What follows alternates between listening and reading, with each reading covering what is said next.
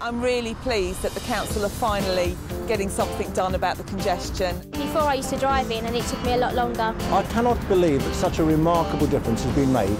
Yes, it has improved. It's not as congested as it used to be. Congestion is one of the biggest problems that the public have identified in terms of moving about the county.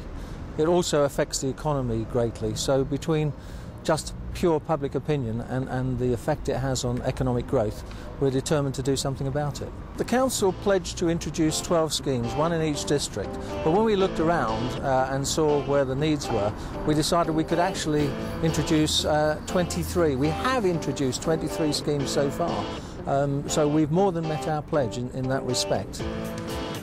The schemes aren't big schemes about creating new roads, they're small things. They're things about using the existing road space in a better way. So it's things like looking at lane markings, lane discipline and using traffic signals in an innovative way, only when they're needed. So they'll only work part-time and they're activated by the queues themselves, so we'll have detectors in the road.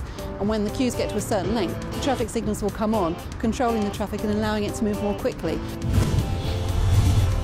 It's helped my journey into work basically by cutting the level of traffic which is building up in the Army and Navy. Basically it's getting me into work a lot quicker with a lot less stress. We've seen some very positive results here, and from one particular set of data we've cut journey times up to 10 minutes on this road into Chelmsford Town Centre. The new slip lane that's been put in, I cannot believe that such a remarkable difference has been made from the old markings to the new markings by simply readjusting it. Before we were congested back to the Odin, which we are occasionally now, but this has helped, I would think, 70–80% to ease that traffic out of town.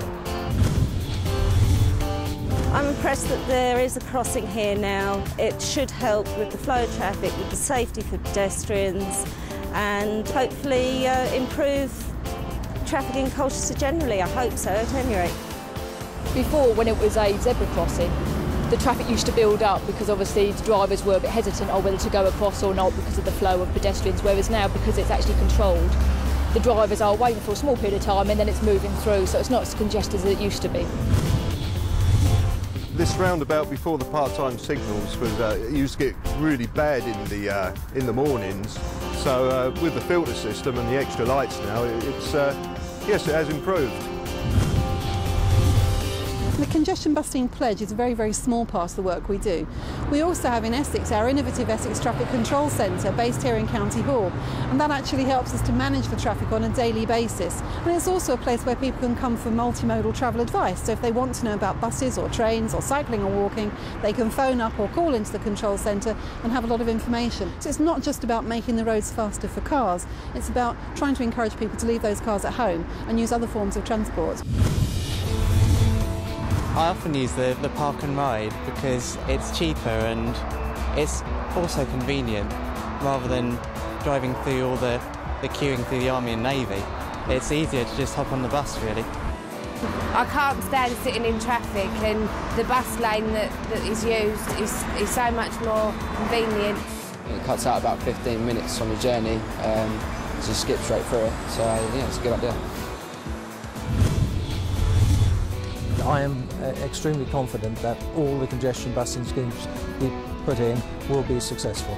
I'm really pleased that the council are finally getting something done about the congestion, and it just makes everybody's journey easier, it makes everybody happier that, you know, you're getting through and you're getting to places on time.